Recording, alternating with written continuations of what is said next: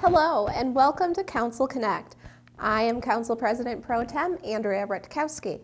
Today I have the great honor of talking to an inspiration to many people, including myself, the Honorable Judge Sandra Ference Cicirelli. Currently she is the judge of the Westland 18th District Court, where she has been serving our community since 2007. Prior to that, she served Westland on our City Council from 1990 to 2001, 6 of those years serving as Council President. In 2002, she was elected as the Mayor of Westland. She is the only person in our community to lead all 3 branches of city government, the executive, legislative, and judicial. Please join me as we connect with the truest of trailblazers, the Honorable Judge Sandra Ference Cicirelli.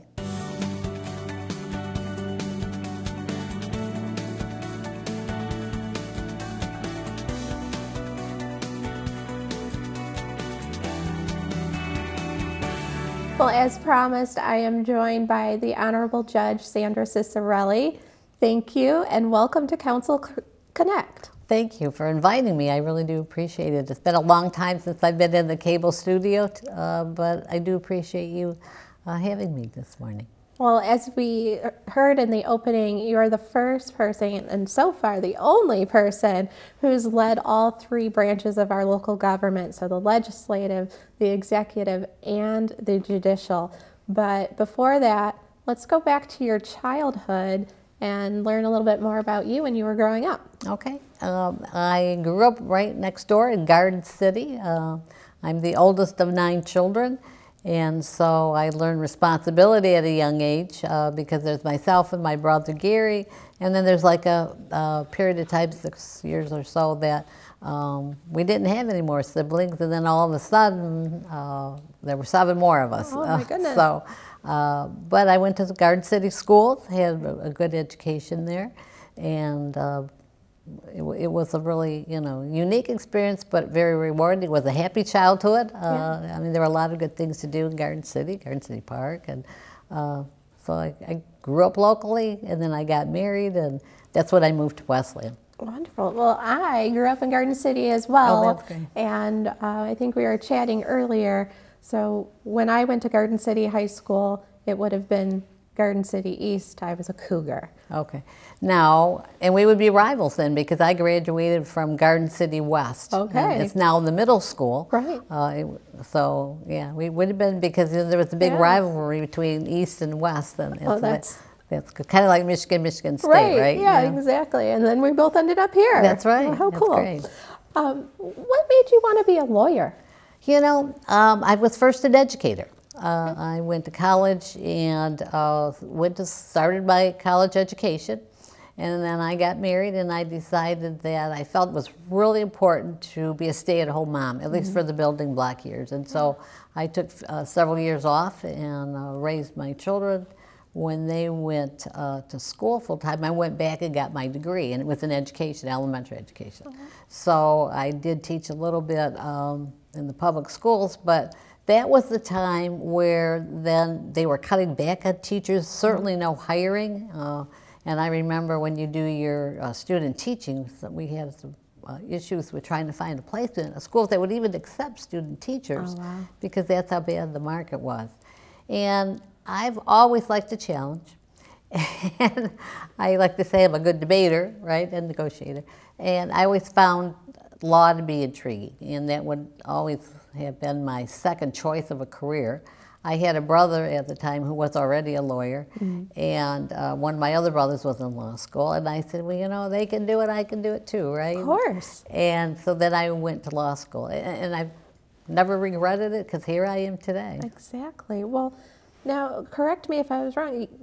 It's a family tradition then. So one brother was already a lawyer. Yeah. The other one was in law school. And then here comes Sandra. Right. Now, you served, or you practiced all together, right? Right. And now one of my younger sisters, Sue, is there.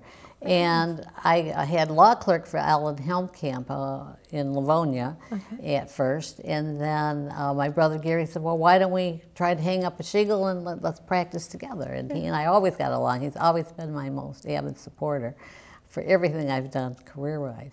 And so we did. We opened our first office on Wayne Road where the Hagera is now, Okay. in that building. And then my other brother Stan joined us, and so we moved to where our office was on Nankin Boulevard, Okay. right here in Westland.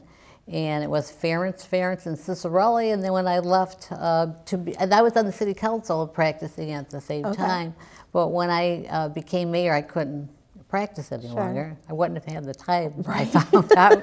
But so it's now Ference, and they are still there on Nankin Boulevard. That's fantastic. Now, I think you said your other siblings went into a different... Medicine. So lawyers in medicine, it's every parent's dream. Yeah, and you can imagine some of our discussions on the holidays, right? Holiday dinners. I bet. Well, that sounds so fantastic, and that your parents must have just been over the moon at how successful their children turned out to be. And then I have a sister who is a legal aid, and she actually runs the law office, without her. And that keeps the office going, let me tell you. We have a good administrative system. Oh, yeah, exactly. So you're practicing law, and here comes the time that you're going to run for city council. How did that come about? Well, that's kind of interesting in that I had served on the Zoning Board of Appeals, and I was on the Zoning Board of Appeals at the time. And, they were all men on the city council that year, 1989. But there were some issues in the community. And my neighbors, we had a really good neighborhood, and people would talk and we'd get together.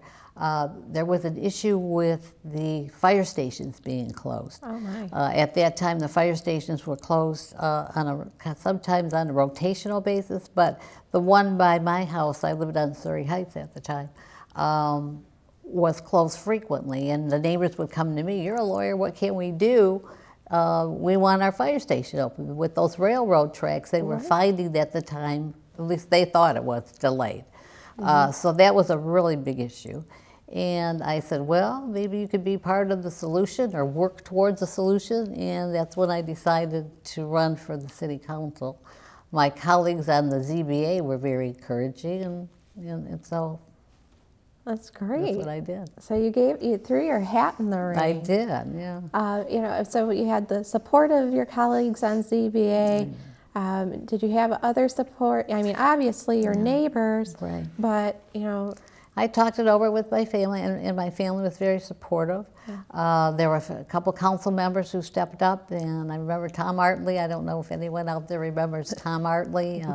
There were some council members who supported me, and so I was able to do it and run. And I mounted a campaign, but my key is knocking on doors. And so, which not only is good to meet people, but it's a great way to find out what the issues are and what people are thinking. I knew what the neighborhood was thinking, with the fire station being, an issue with them. But so I knocked on doors, and I'm sure that had a huge impact as well. I believe it. I know I knocked a ton of doors too, Yeah. and you're right. That's how we actually get the most information, right? We know what's happening in our end of town, but you've got to step out because we represent everybody, right? We do, and it's a huge city when you're walking door to door. And I had to have family members accompany me, and so I had support and help there as well. But that truly is the best way. They'll tell you the good things they like, but boy, will they tell you some things, that they say, hey, maybe you could do something about that. But it's just a great eye-opener, but it lets you know what the pulse of the community is. What are they thinking? What do they want? Yeah, and everybody's issue is different, for sure. So tell us a little bit about how it was. You got elected. I did. And you were sat on the city council. How was it working with your 6 colleagues in the administration of the time? Well, it was very good for me. Again, I had some of the council members had supported my run for city council, but it is a little bit different because you have to work with your colleagues, and so I think the first year on the city council it's a learning curve. If anyone says, "Yeah, I just got elected to council and I know what the budget is and what every department does," I would really challenge that, as you know, right? Yeah, I would agree with you. But again, it was the first year a huge learning curve. It also let you get to know each other, and everybody's thinking, and you learn to compromise. You even if you can't agree with all of the colleagues, you can at least respectfully know where they're coming from and discuss issues. And Bob Thomas was the mayor at that time, and he was pretty supportive, and so they really did work out. So during your time on council, what was one of your greatest accomplishments? Or what are you I have most a proud couple of things I'm proud of, and I want to correct something. When I ran for city council, it was Trav Griffin. He was the mayor at the time. Okay. My most thing I'm proud of is the youth assistance program. Families, yeah, that was families and children have always been and continue to be a passion of mine. And I knew it was a great program. Renelle Bowman was in Garden City with that program, and so she kind of helped me learn about it. It was successful there. And again, getting to know your colleagues, and you learn to compromise a little bit, but never compromise your principles. Right. And I brought it to my colleagues on the city council, and they were supportive, and so we brought that. And you know what? That is still a very successful program, and I'm so proud of that program. And Renelle Bowman was the initial director there. And Paul Motz has been there for many years, doing a remarkable job. He really is. So, because he's helped us work with some other programs at the court. And I agree with you. I always look at our children as our greatest resource. Absolutely. And our greatest assets, and having a program that can really, change the course. Yeah. Right. And with our youth assistance, the parental involvement and the parenting classes is so important. And that's so key, Andrea, as you know, because sometimes it is a problem with the family unit, and you're not judgmental, you're not harsh, but to provide resources for not only the youth but the family is so important. I think that's the key to part of its success. I really do. Well, I know I adore our youth assistance program, and I had no clue that you were the one who brought that here. And I always call it my baby. It is your baby, of course. I'm pretty, I'm a little bit biased, I guess, but no, I'm really proud of that program and the job that Paul's doing, and his staff. His staff work hard. Yeah, they're all amazing, compassionate individuals that are really doing amazing things with the kids. Is there any other accomplishments? The DARE program with the police department. Right. That was in all the schools, even the schools that are in the north end and that are in Livonia but service our children. So that was another program that was very popular and I liked. Unfortunately, that's not continued. No. We found some other ways to deal with that issue. But that was really a good program as well. And we would go to all of the graduations at the school, see the proud parents, and the kids learn some good things about drugs and what to avoid, some tools, how to say no. So I think that was important. The only other issue that I can think of, and there were a lot of good things that we did, obviously, over those 12 years, but that was the recall. I survived the recall at that time, too. Yeah. Do you want to share anything about the recall? Because that's before my time, before I was a Westland resident. Well, you're always going to have a few people who are like watchdogs, and I think that's a great thing. You want people to know. And you always want to know what's the other side thinking, right? Absolutely. So that's important. But at the time, there was an issue with the city clerk. Okay. At that time, unlike now, the council appointed the clerk. Oh. It was not an elected position. And so there was a lot of controversy over that, and some of the council people wanted it to be an elected position. Okay. There were a lot of residents at the time. And interestingly enough, it was during the time when Josh Grayson was on American Idol. Remember that? Yes. Yeah. But there weren't just one or two people that were there to kind of challenge us, but there was a large group.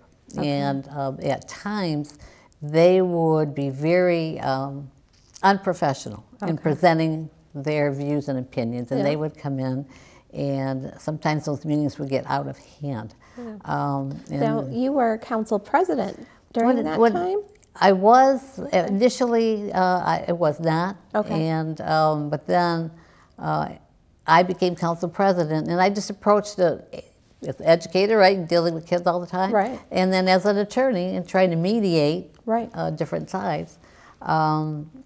I had a different approach as to how I handled the meetings. And so that was a challenge, but we got through that period of time. And I think my approach maybe had a little bit calmer as a woman, I think, too. Don't you think, Andrea? I think so. Yeah. You know, and as an educator, Right. and, you know, a mom. Yes, Right. right, So exactly. we're a little soft-handed. Yeah, and I had, you know, learned some things about how to kind of diffuse the situation, de-escalate, and try to keep things calm. But things still got out of hand from time to time. Right. But that certainly was a major challenge as part of my council days. Yeah. No, you know, I think you hit on something there when we talk about the different leadership styles between our male colleagues and our female colleagues, which is, you know, and especially having the background in education. But I think the most important thing, and I don't know, I would tend to think you'd agree with me, is that we allow everybody to be heard. Oh, absolutely. That's all they really wanted. And they may not have approached it the right way, because, but I would not tolerate any personal attacks on council members, any disrespect or, you know, bad language.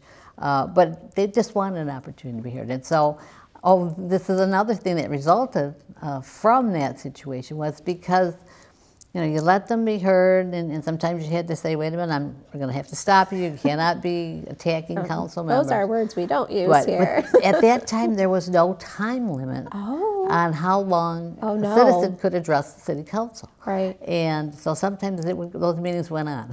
You have a filibuster, right, from the audience. And so that's something that we still have to this day. You know, we have like a 3-minute, but we have 2 opportunities to talk. Sure.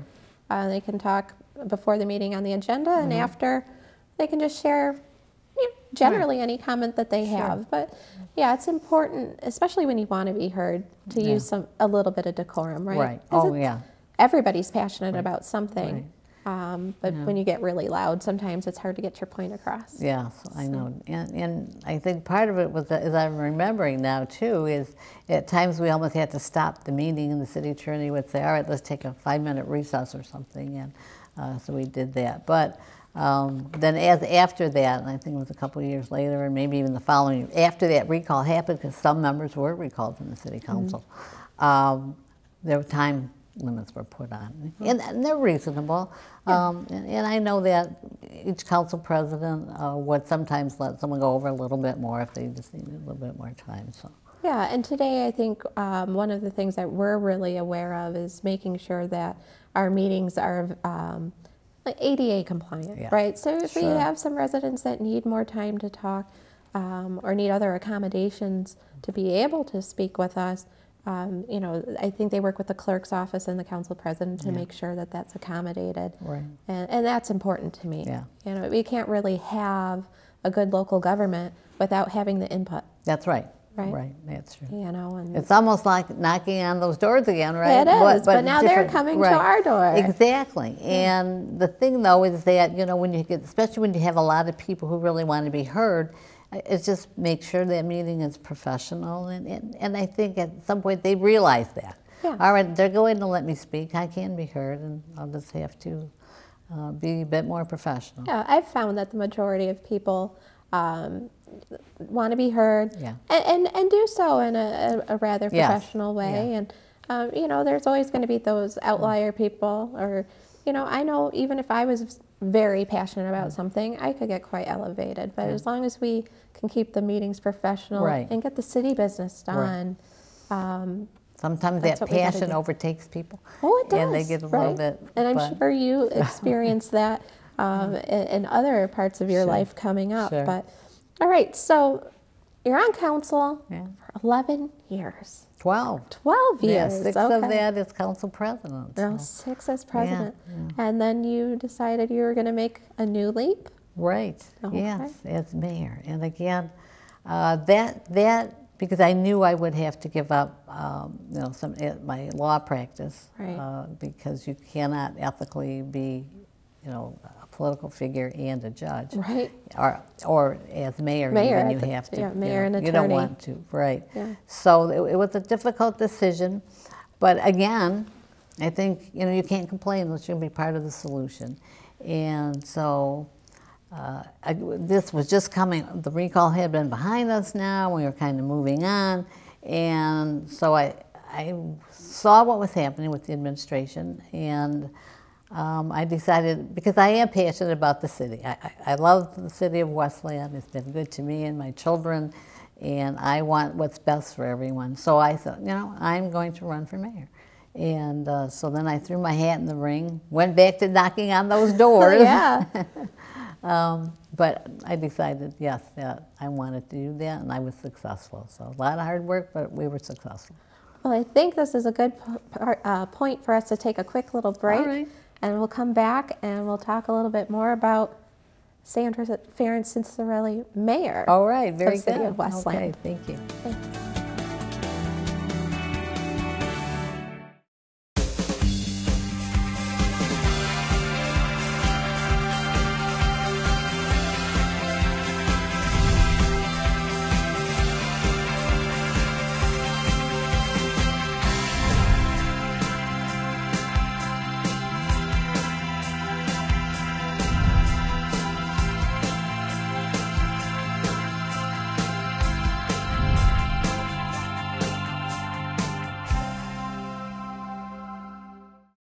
So welcome back, and we're still here with the Honorable Judge Sandra Ference Cicirelli, and we're now going to talk about her time in the executive branch of our government as mayor, and she was our 7th mayor. 7th mayor, yeah. That's fantastic. Yeah. Tell me about breaking that glass ceiling, because you are our first, and so far, yeah, the only. Yeah, that's right, that's true. Well, you know, too, when I was at the council, and as I started my political career, I had some good women to look up to, too. Yeah.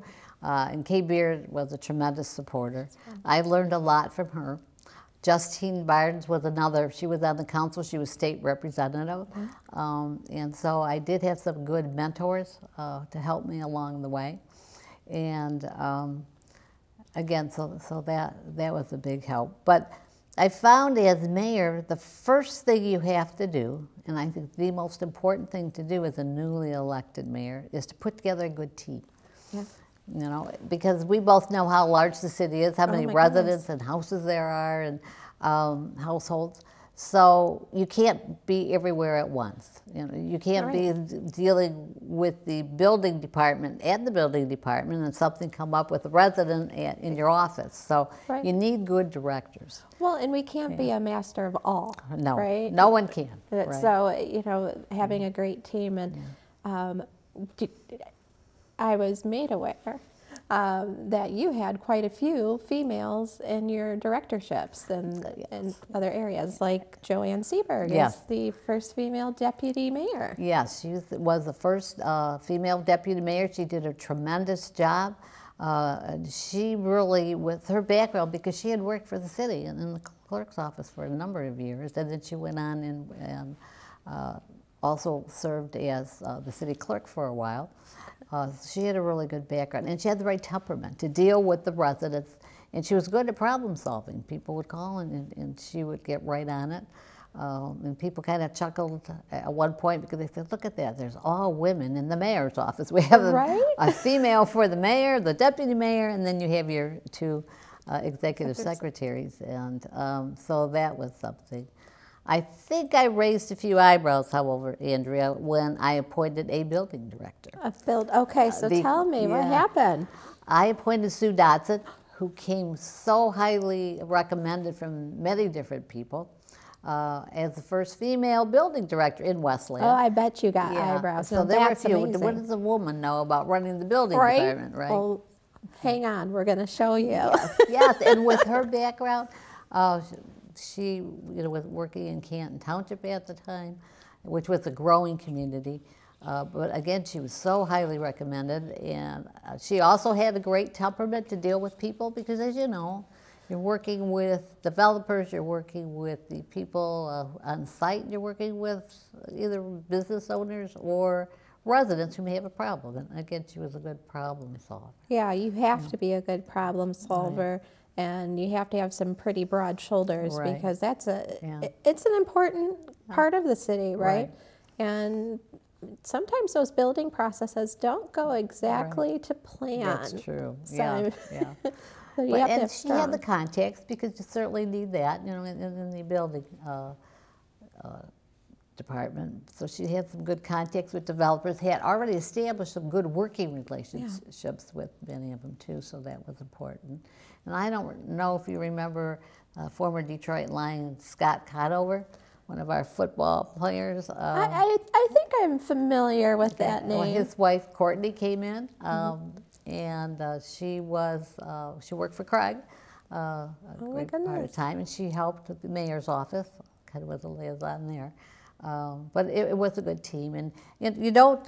My philosophy was not, I'm not going to fire everybody and bring everybody new in. You need people who have been there and know what's going on, and have certainly can teach some of the newer people. We can't just clean house. Right. And so I kept some of the directors, and with some help, you know, we said these people were really good. We brought in some new people, but the team's so important because you rely, as you know too. You have a question for your city council agenda, or just or you're helping a resident. You want to be able to pick up the phone and contact the director, right? And say, what's going on? Can you help me out? Or, you know, what can you tell me about this? So you have to rely on. You have to be able to rely on each department's director and staff, so you can do your job of running the city. Right. Yeah, and we have, I believe we're the 10th. Sometimes we're regarded as the 12th largest city,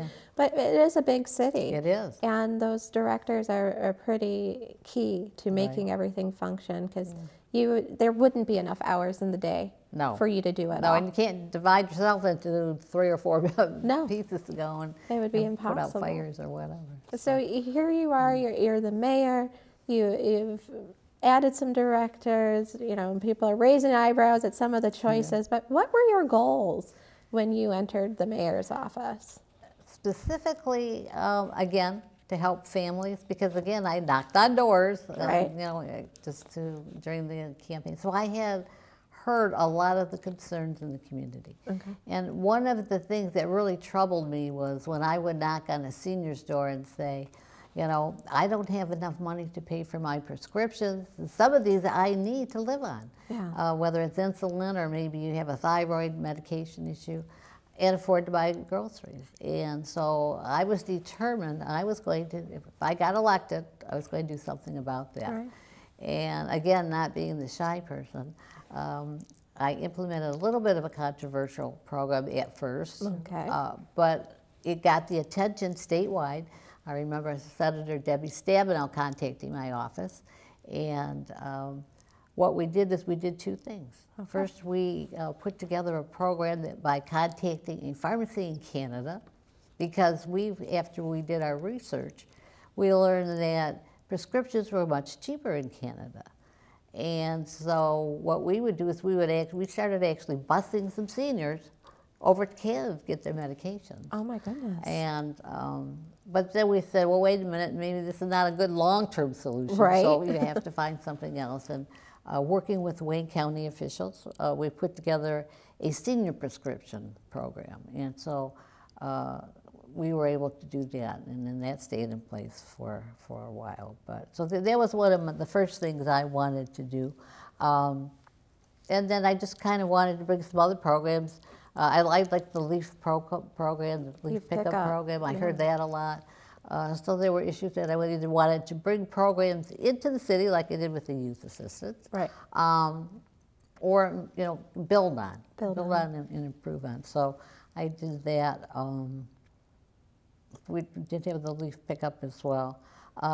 Then we did some safety programs I can talk about, but.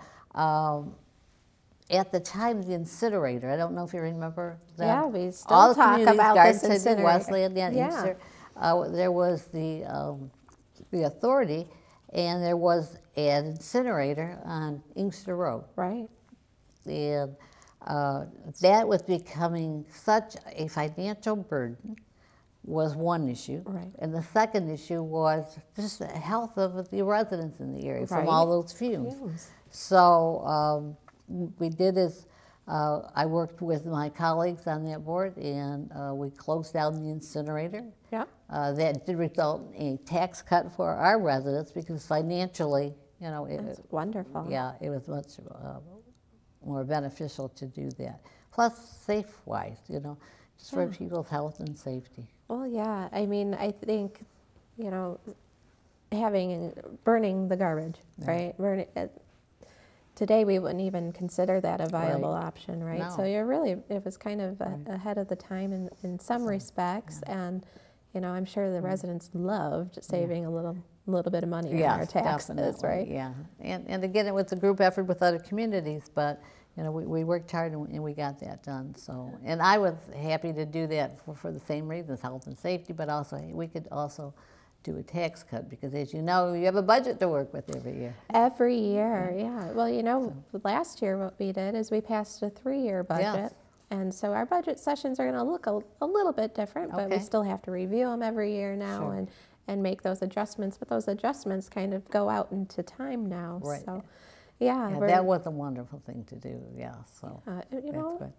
But it's just such an innovative idea of taking our seniors over to Canada to get their prescriptions. You mentioned Debbie Stabenow called. I'm sure you got some press and inquiries about what you're doing. Oh, absolutely, we did. And again, it was the first in the area certainly that I wasn't aware of any other community doing that, and people. But again, it could continue to be a long-term solution. So we worked at some other things as well, but. And then, as mayor, we started the streetscape program along Ford Road in the Central City area. Yeah. Putting some of those nice small brick walls and the flowers and other plants there. So we did some of the streetscape. We established an ethics committee. Okay. And again, that was comprised of residents in the community who, would ask to be appointed. We did that. Pete Borgelt, who was on that board as well, and I don't recall if he led as president of the board or not, but and he was a lawyer, so he was on that first council. Yeah. I was going to say, but having come from a law background, having an ethics board probably was something that was very top of mind for you. And so we did that as well. And then your usual safety improvements. So we buy more equipment for the police and fire.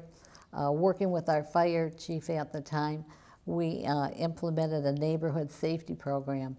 And what I did is I would go with some of the firefighters. Well, I couldn't go every time, but I tried to go with them as much as I can. And we kind of started with like the Deerhurst condo where we knew there were a lot of seniors that just knock on doors to say, do you have a fire extinguisher? Do you know how it works? And then if they wanted a quick someone to come in and check through their home, make sure it was fire safety, they could schedule an appointment to do that. Oh, that's so important. And then we built upon community policing. That's been very, very successful, especially in the south end of town or the Norwayne community, and that continues today. It does. Yeah. In fact, some of our JARE officers served in that community, and people got to learn a lot about what was going on in the community. But the most important thing then is you didn't see the police as the bad guy. Right. The police were there to help. And I'm going to put a big shout out to Joe Bobby, because when he served as our community police officer, everybody loved him. Just they didn't agree with him or they had an issue, and I think he helped teach some of his officers that he trained, that there's a little bit of difference in being a community police officer and just police officer. And people came to trust him. Yeah. And that's what you want, it's a good relationship. So we kind of expanded a little bit on that. And I think that's a great program. Yeah. And it's important because, especially today, society is looking at our peace officers and police officers differently. But I think here in our city, with having community policing still, it's like, they are building a rapport. Yeah. That is a friendly person. That's somebody you know, like, and trust. Right. Right. And so if there is an incident, you've already have a connection with somebody who, and you cares. feel comfortable sharing things with them. Right. And so our current community police officers throughout the years, even when I've been in the court, they've always been great community police officers. And So I think that's important for all of Westland. And we would not be able to do that for the entire city, but it's a good start. So we did that. We held some town hall meetings because that is another way, and I know we expanded on that a little bit, where we would go different parts of the city and host an event where the residents could come and address issues. So we did that as well. We introduced a blight ordinance too, so that was important at the time, because certain areas in the city were concerned about some of those issues as well. So, and that's challenging, right? When you're trying to build new ordinances, but no one wants blight in their neighborhoods. No, right. That's good. So, what are some of the other challenges that you may have faced while being mayor? Well, you're always going to deal with some budget issues. You know, you wish there was a never-ending pool of money, so you could do found whatever. The money tree? No, I haven't. So when you find it, let me know. Okay, well, that'll be great. I'll help us even at the court. Yeah, we'll build a whole orchard. Yeah, that would be great. But so those were some things. Do you remember the ash trees that were in the city? We had to take down like 3,200 ash trees because it was a disease and it was killing the trees, and then making them unsafe, you know, to fall over and hurt someone. And so we did that as well. But the incinerator was certainly a challenge, and we were able to do that. And again, mostly it is, I'm kind of impatient. When I want to do something and get it done, that's right. That's exactly right. And this is taking so long. But that's just a part of reality. I mean, the wheels turn slowly, and you learn to work with that. But again, within a budget. And I would tell you that when I took office as mayor, the budget wasn't really great shape. So we had to do some work there. And we were able to increase that surplus up to $2 million. I know it's a lot more now, but at the time it was a huge increase. And so, and we did that by, you know, cutting back where we could and being real frugal with the money. So that was always a challenge. And it continues to be a challenge. But, you know, it's when you have a community like ours, there's not a lot of revenue sources, right? So we're not as fortunate as some of the local communities that have huge industrial areas or the highways and you know, freeways like that are funded from other sources. So we're kind of dependent on. And you rely on grants. So you apply, you know, you have your director, then you apply for any grant money that might be available for the police or fire or any other. I know, again, going back to youth assistance, they rely on some grants as well, as you know, working with the budget. So. And some of those programs just wouldn't be able to exist anymore without the grant funds. So we're always so thankful for that. Then the other thing, too, is you got we're doing this work, but we also, again, going back to the team issue, you have to have some camaraderie, you have to have some relaxation time, and you have to have a little bit of humor. So. We would have staff meetings, and you know, people would play jokes on each other, and so there was, again, you know, working with each other, building a good relationship. And I remember at one event, because again I was at the school, and I think it might have been Madison, but I'm not sure. At school, we went and there was a safari. They brought some animals. This huge yellow. I think it was a python snake. Oh my gosh. And so there's Bob Kozowski, if you remember Bob. Truly a great guy and a really good director. You know, he was putting it around himself, and then he's, Mayor, you got to try this. Oh, and so no. we have this great big old yellow, huge snake do that. I remember when early in my tenure, one of my directors, I'll let that person stay nameless at the time, he built a little, out of cardboard, and he had it laminated, he built a doghouse.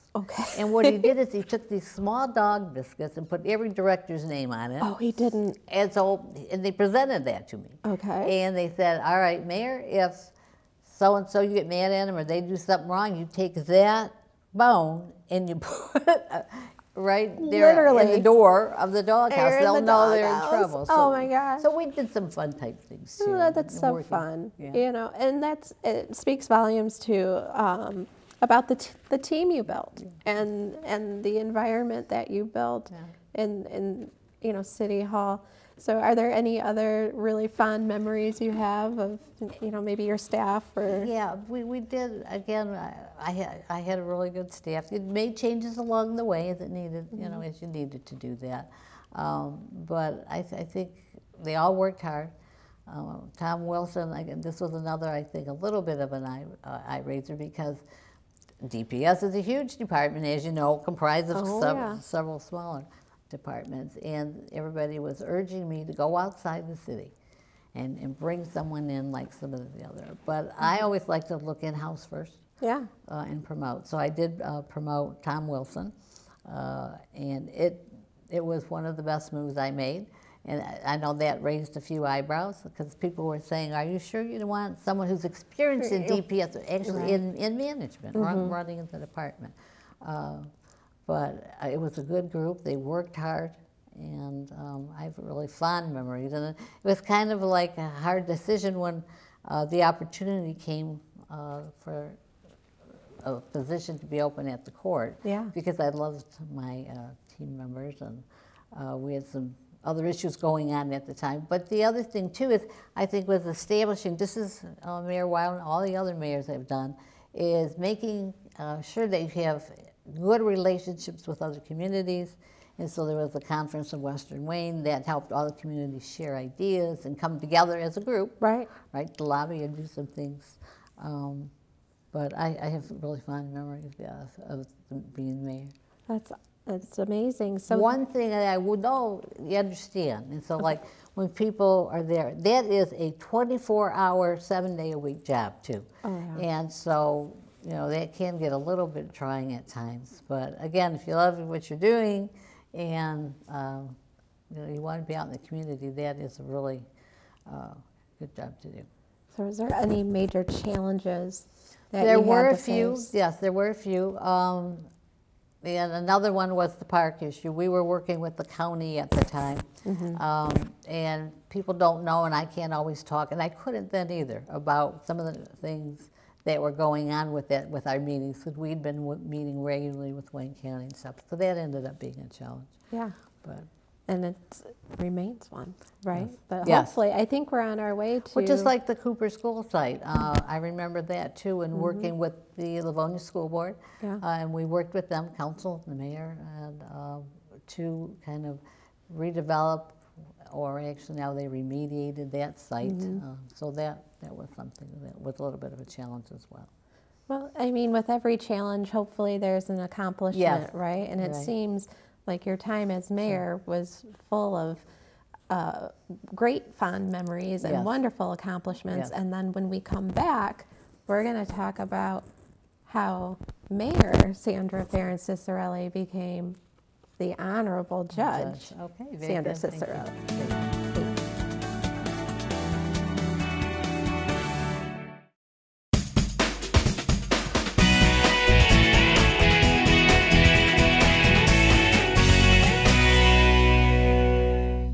Welcome back. So now we're going to talk about your transition from the city executive, the mayor, to becoming the Honorable Judge Sandra Ference Cicirelli of the 18th District Court. Yes, thank you. And I love my job.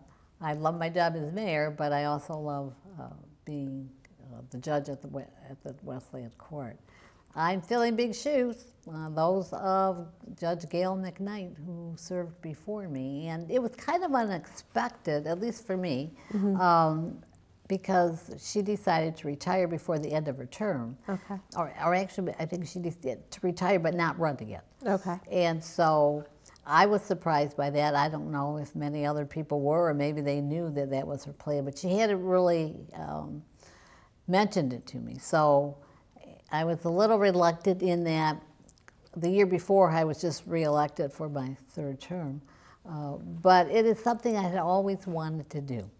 And I would joke with some people early on when I was even in law school and say, oh, you're going to be a lawyer? I go, no, I'm going to law school to be a judge. And I would say that frequently. And one of my colleagues Greg Stempian, whose wife Jean just retired as a circuit court judge, always reminds me of that. Yeah. You know, I remember when, because I was, you know, doing some work with them. But big shoes to fill. Yeah. Because Gail McKnight did retire. She was a great judge, had a great reputation. And I decided to run for that. It's what I could use my legal training and background for. Right. And so I did make the leap and ran for judge. That's amazing. And as an attorney with, you know, siblings that were in law, you just had to have been so elated. I was, and my family was so supportive. Again, knocking on doors, Right. because it is an elected position. It is, yeah. But, and my brother Gary was with me all the time. And I think we wore out maybe several pairs of shoes between us, you know, knocking on door to doors. But I did have both Judge Bocas and Judge McKnight's support, as well as some other judges as well. And I'm proud of what we're doing over there at the court with my colleague, Judge Mark McConnell. Yeah. We work hard to bring new programs to the court when we can. And two that we're very proud of is the teen court at John Glenn. Okay. So we had one of the classrooms, we worked with the school in John Glenn School, was converted into a courtroom. They actually built like a bench area with a witness stand, and the students there, we take cases to them through the youth assistance again. Okay. They work with us, and they they find us cases, and they don't actually try the cases. It's part of a business law course there that they teach at Glenn. It's an elective, and what we do then is the person is already admitted to what they're doing. Okay. So maybe they were shoplifting at the mall or something. And the students then get an opportunity to question the person to decide kind of what penalties that they'll be assessed. Okay. And so it's really fascinating. And students are very respectful, and I'm sure the teacher does, you know, kind of help direct them in some ways, a little right, bit. to prevent Sure. that. But, and then they, at the end, they'll actually go into a separate room and deliberate after they're done questioning the student. They could also question the representative that's there from the youth assistance program and a parent. So we are having trouble sometimes getting the parent to be there because you want to know, how is he at home or she at home? Yeah. And then they come back and they'll say, all right, you complete the youth assistance program, here's what you do. Sometimes they may say you have to write an apology letter. So we've been doing that for about 10 years now. 10 years. That's a really interesting program, and I think it's really great that it's exposing kids to how the judicial system works, right? And also allows them to kind of work on coming up with their own idea of what consequences can look like, and appreciate the process. Exactly. So tell me about the other really innovative thing. Before I get to that, Andrea, can I mention that this was even established well before I was on the bench. Law Day, traditionally, they had always taken the actual courthouse to the high school. Actually, with the middle school, and we did that. And that was just like as if you were at the courthouse, but it's at the middle school on stage, and the lawyers would come in, or we would have our legal defenders there as well, and they were actual cases that we took, and we would provide ahead of time to the teacher that was running that program, you know, a little synopsis of what the case was about. They might plead. They might be there to take a plea. They might be there for the first hearing, called an arraignment, or sentencing. And the sentencing part was good because the students could see what real penalties were imposed if, you know, you are found guilty or you plead guilty to some charges. But that's been in place many years. And I think that's a great program for the students as well. Now we do it more around Constitution Day. Okay. But the newest program that we've implemented, again, Judge McConnell and I are both involved in it, and he met with Paul and said, what do you think of this idea? It's a truancy court. Oh. One of the issues apparently now at John Glenn High School, and the other high school as well, but those students will go before Judge O'Leary and Wayne from Wayne Memorial. Okay. There's a huge truancy problem since COVID. People were more relaxed, learning at home and doing that. So we just, within the last couple of months, have implemented a new truancy court. Okay. And now that is a little bit different because we're not actually hearing cases or imposing penalties, but what that program is about is the high school, and again, working with Paul and Youth Assistance Program, notifies families that here's what's going on. Your student has missed maybe 50 days of class. That's a horrible amount of class. Oh my goodness, right? And we want to help you fix the problem. So they come in, it's very informal, and we tell them what the program's about. You have two choices. You can work with the Youth Assistance Program. We'll help you with resources, and the principal there will do the same. Dr. Anderson was involved in that as well from the administration. Or if you continue to miss school, then they can file a petition with the Wayne County Juvenile Court, and then you'll be downtown dealing with the court. Ooh, so big consequences. Yes, and in this program, then they would sign the contract and be held, but accountable that way. And again, the school and youth assistants are providing some resources to help families with that, and then they won't have to worry about going to the juvenile court. Well, I think throughout your entire legacy as a councilwoman and council president, as a mayor, and as a judge, one of the first things you said was about children and families. Yes. And in every single aspect of your career, you have made children and families kind of the centerpiece of what you're doing. And well, they're our future leaders, and so so I think it's important and to provide help, as much as we can. They need some help, and let's assist them as much as we can. Yeah, well, they are our greatest asset, right? Where would we be without them? But, speaking of families and children, we've learned all about your professional career, but I wondered if we could get to know you just a little bit more as Sandy. Okay, yeah, the Sandy, because that's how I like to be called, as Sandy, as you know. And there's not much. Again, I like to read a lot, so I do a lot of reading. In the summer, you'll see me out there messing with the flowers, and I like my colorful flowers and sprucing up the yard.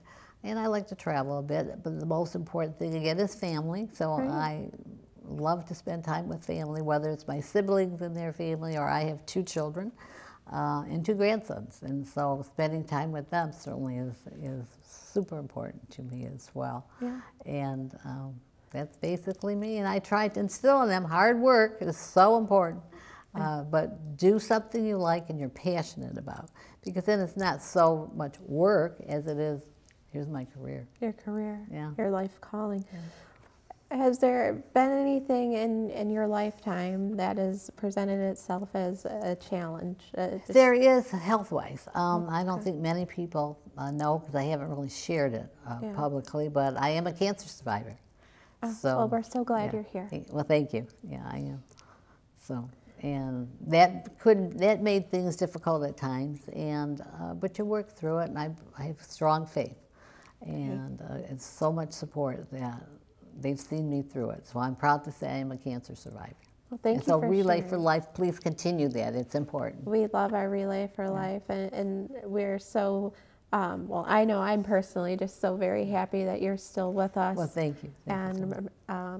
Thank you for sharing that with us, because I don't think... I did not, when I was going through those issues, did not make it real public. And, but that was my choice. But I'm happy to say I'm a survivor, and I want to thank all of you, too, for your support, and Judge McConnell for his support and help as well in the community. But I love my community, and I think it's certainly an honor to be able to serve the people of Westland. They have been good to me, and I thank them for each of the opportunities that I have had, because I'm very blessed. Well, thank you so much for spending time with me today on Council Connect. From the bottom of my heart, thank you for being the trailblazer that you have been, and just such an inspiration and role model. And putting your integrity first and coupling that with your faith and family. You're a great inspiration. Thank you, and thank you for saying that. And I thank you for having me today. And one of the best feelings I have is when some young lady, because now they're young women, come up to me and say, I have followed you in your career, and I'm so happy, and I hope to follow in your footsteps, or many more women should do that, and I agree. I do too. Good. Thank you. Thank you again for having me.